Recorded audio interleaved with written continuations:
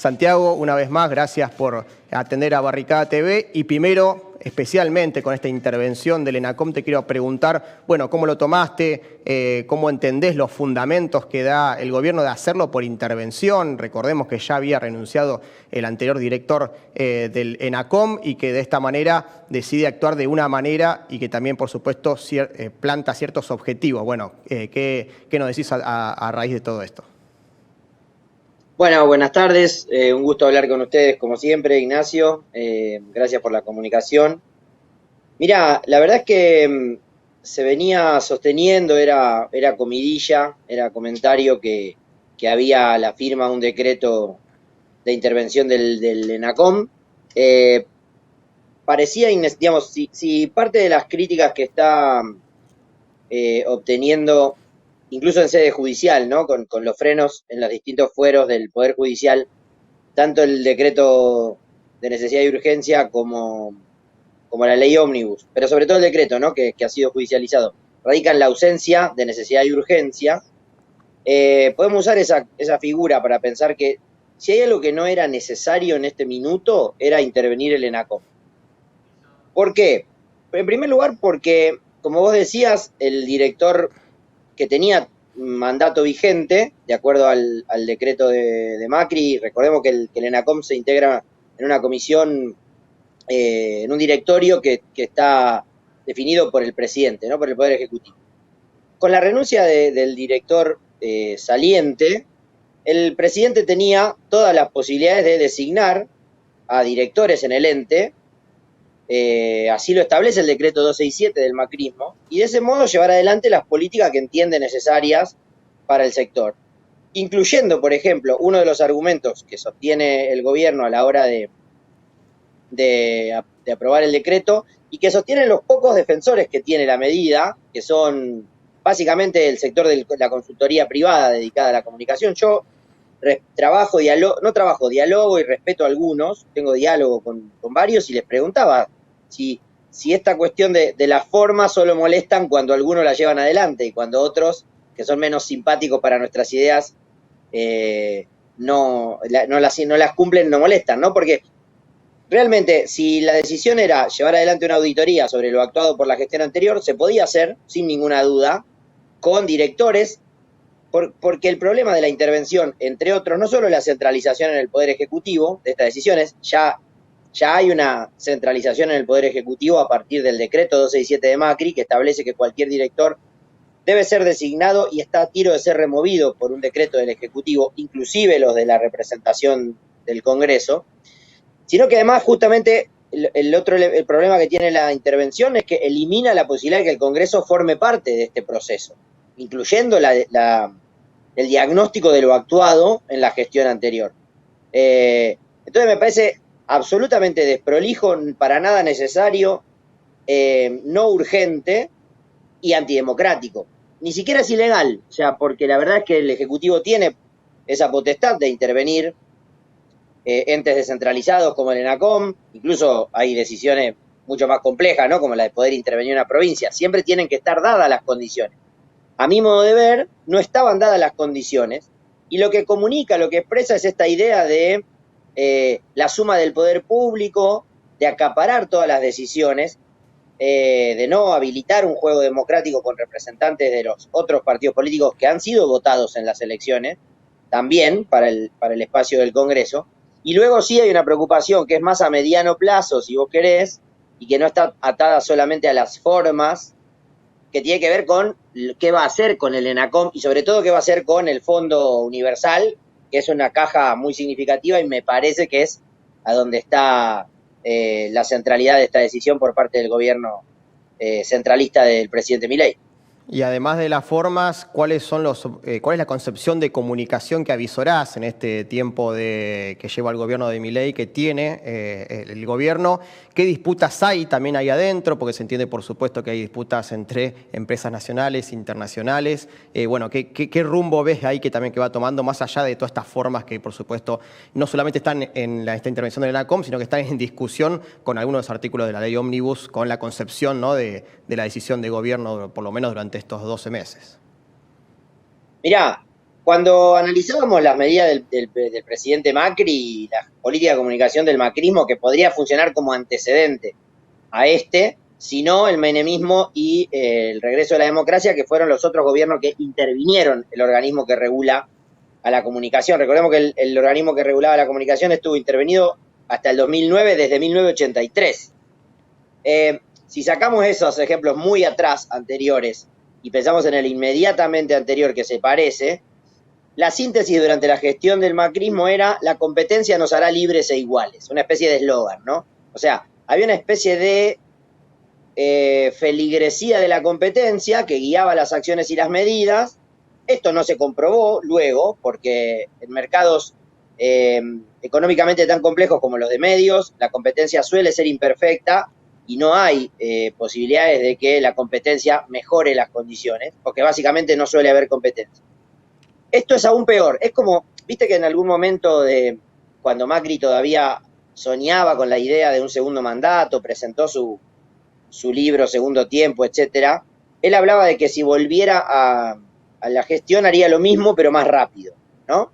O no recuerdo si lo hacía en la campaña previa a las elecciones que perdió.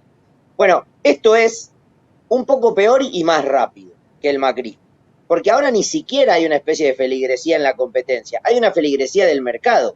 Pero una cosa es creer que la competencia nos hará libres e iguales en cualquier sector, desde una mirada vinculada al neoliberalismo, y otra cosa es esta estrategia pro mercado que niega, si no evita, las posibilidades de que haya competencia, porque lo que configuran todas sus medidas son el fortalecimiento de posición oligopólica. Vamos a ponerlo en palabras más sencillas: el grande se come a los chicos y establece la regla donde juega él solo con el resto que son clientes.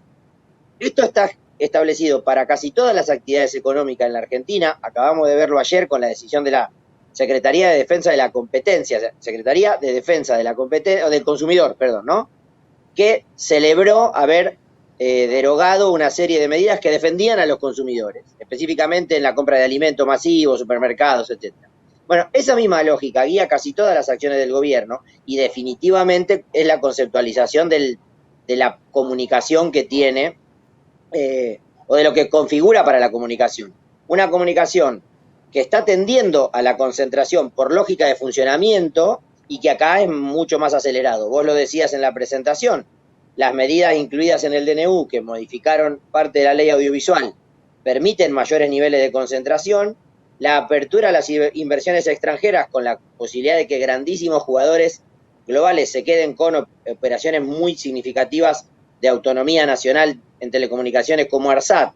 Esta especie de enamoramiento por ser respetuoso, dado que estamos en un horario inconveniente, que tiene el presidente con Elon Musk, que lo hace hasta apelar en sus presentaciones. La mención, el ñato no puso ni $1 en la Argentina todavía. Muestra esta idea, ¿no?, de jugar a la libre competencia, jugar al mercado, pero con lo peor del mercado, porque ni siquiera genera condiciones para la competencia. Y esto se termina de completar con la inclusión trasnochada, opaca, casi como, uy, miren qué trampa voy a hacer y lo oculto, en la reformulación del texto de la ley ómnibus de la disolución de la Defensoría del Público, eliminando de un plumazo, sin más argumentos, los artículos 19 y 20 de la ley audiovisual, que habilitan la existencia de la Defensoría y establece cómo se financia, y eliminando los FOMECAS, en una operación absolutamente burda, falaz, mal argumentada, casi de chiquilina, que es: como Argentina está en una situación de pobreza, tenemos que destinar los fondos, todos los fondos, a contribuir a reducir la pobreza, y entonces los fondos de la cultura no pueden sostenerse porque hay que contribuir a la pobreza. Primer elemento. Entonces con eso eliminaba parte del fomento a la cultura que había y destinaba todo eso a fondos generales. Eso es lo que hizo con la ley ómnibus, diciendo: esto que recauda el ENACOM, que antes tenía estos destinos, ahora va a fondos generales. Luego, cuando algunos actores muy potentes en términos culturales se le paran de mano, con argumentos muy sólidos, la industria del cine, por ejemplo, y le llenan la cara de dedos en la defensa de la cultura nacional al planteo de la ley ómnibus, pone la trampa de, bueno, esto es lo poquito que hay para ustedes. Entonces, para que se mantenga el cine, le saco a los fondos concursables, que son fondos concursables, o sea, hasta en el número muestran lo prístino de su proceso, que por supuesto había que mejorar, que por supuesto habría que optimizar, que además quienes analizan cómo funcionan los fondos concursables desde el prejuicio lo hacen desconociendo drásticamente el desarrollo del sector que es el beneficiado. Yo podría decir casi en términos de autocrítica, por sentirme parte del colectivo que integramos quienes defendemos la comunicación y la cultura libre y plural, que quizá los FOMECA fueron ganados por menos organizaciones de las posibles. Ahora, ¿eso por qué sucede? Posiblemente porque hay muy pocas organizaciones que tienen todos los papeles en regla para presentarle al Estado, porque la debilidad estructural que tuvo el sector históricamente hizo que hubiera que empezar desde muy, muy abajo. Pero eso es una cosa, y pensar críticamente cómo se puede mejorar, y otra es funcionar como el Tano Pazman. A mí hay rato que el presidente Milei me hace acordar al Tano Pazman, y soy de River, ¿eh? Digo, agarra algo que encuentra y dice, ¿qué es esto? ¿Lo puedo romper? O sea, porque ¿cuánto habrá pensado en los FOMECA antes de asumir, cuando pensó la configuración de su gobierno? Nada, ni 15 minutos, porque no es un tema de su especie, de su conocimiento, porque se lo derivó a otros sectores muy pro industria, ni siquiera contratando consultores, digamos, ¿no? La industria pura, vos decías, el director del ENACOM es un ex empleado de Movistar, y entonces de repente se encuentra con algo y lo que dice es que es esto, lo puedo romper, porque ¿cuánto hace a las arcas públicas los fondos concursables de la comunicación y la cultura, y cuánto mejoran a la existencia de que exista un sistema de medio un poquito más plural y diverso que el ultra concentrado al que nos llevan sus decisiones, sus estrategias y sus resultados? Lo peor del cuento, usando un argumento audiovisual, es que esta película ya la vimos, ya la conocemos, termina mal. O sea, el chiste es que esta termina mal, ya lo vivimos. Ahí, bueno, fue delegado también finalmente sobre la diputada Silvana Giudici, ex directora de ENACOM, que festejó estos cambios y que por supuesto incluso nos incluyó a nosotros como uno de los medios que estaba recibiendo estos fondos, y como si eso tuviese un problema, a otras organizaciones también. Bueno, lo dijiste anteriormente, que se centran más en a quién estaba destinado que en las formas, y que por supuesto, bueno, muchas falacias, ¿no? También lo decía con respecto a que ella arranca su hilo de Twitter diciendo que de esta manera se iban a garantizar los fondos para las artes, para la cultura, para el cine. Sin embargo, si se eliminan los FOMECA, estos fondos se van a rentas generales, y el gobierno lo puede usar, por ejemplo, para pagarle la deuda al FMI, ¿no? Por supuesto que son números ínfimos, pero digo, para contrastar un poco con esto que se vanagloriaba la diputada nacional. Bueno, para ir cerrando, porque es importante, por supuesto, muchos sectores del peronismo, del Frente de Izquierda, hablan de ir en contra de toda la ley. Sin embargo, no deja de ser importante también destacar que se tiene que evitar, ¿no?, la derogación de artículos puntuales por lo difícil de que la política luego se pueda restituir. ¿Qué pensás de esta discusión? Sí, déjame decir solo una línea respecto de la apelación a la diputada que planteaba. Yo creo que ahí sí agregaría que hay algún tipo de revanchismo por parte de un sector, en particular la diputada que vos mencionás y otras. Yo fui director de investigación de la Defensoría del Público y en algún momento también sufrí la aversión, el maltrato personal, aunque en realidad lo atacado era la institución por parte de otra diputada que también integra el mismo partido, y creo que se combina esa idea de romper todo lo existente con olor a libertad de expresión y montarse a cierto revanchismo que tienen otros sectores que ya estaban en la comunicación y la cultura. Yendo al punto de tu pregunta para terminar, yo desconozco, no estoy formado en eso, tengo alguna idea particular de qué se podría hacer en materia de estrategia política respecto de cómo actuar frente a la ley. O sea, mi posición es contraria a la mayoría de los elementos que trae consigo la ley Ómnibus, desde los que conozco hasta los que, no sé, conoce mi compañera Natalia, que es farmacéutica, y me dice es un horror lo que hay en términos de la salud, digamos, y mis hermanas que trabajan en salud mental me dicen lo mismo para salud mental. Desconozco si la mejor estrategia es ir contra toda la ley o punto por punto. Lo que sí planteo es que ninguno de los aspectos propuestos en los artículos de la ley que se discutirá mañana en diputados en relación de la comunicación y la cultura van a mejorar la situación existente. Ninguno de las propuestas va a mejorar. La disolución de los FOMECA no va a mejorar las condiciones para la comunicación y la cultura en su conjunto, sino que va a dejar otra vez muy de lado al sector sin fin de lucro, que es históricamente segregado en nuestro país, en casi todo el mundo, pero en nuestro país en particular.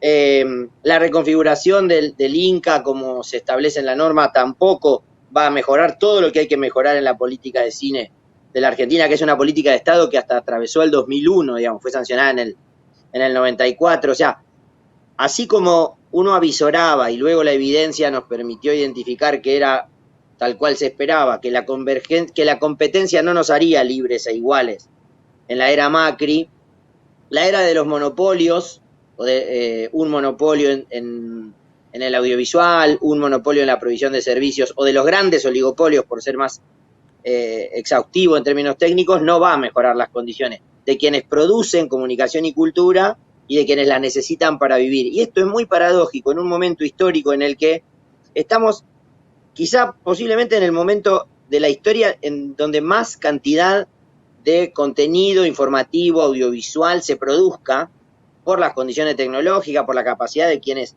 se forman y crean esos contenidos, y es el momento en el que peor valor tiene eso que se produce. Esto es un drama para los trabajadores, y también pensando en cuánto va a afectar a los trabajadores de la comunicación si se aprueba esta ley, por la precarización laboral, etcétera, y cuánto va a empeorar las condiciones del debate público, que es lo que históricamente sostenemos quienes defendemos estas ideas, que es lo que podría robustecerse de llevarse adelante un conjunto integral de mecanismos que defiendan la comunicación, la cultura, el pluralismo, la diversidad, otras agendas, otras perspectivas, y no únicamente la del mercado, que es la que sostiene este gobierno, y que de nuevo, insisto en la idea, como sabemos, tanto en comunicación y cultura como en política, termina mal.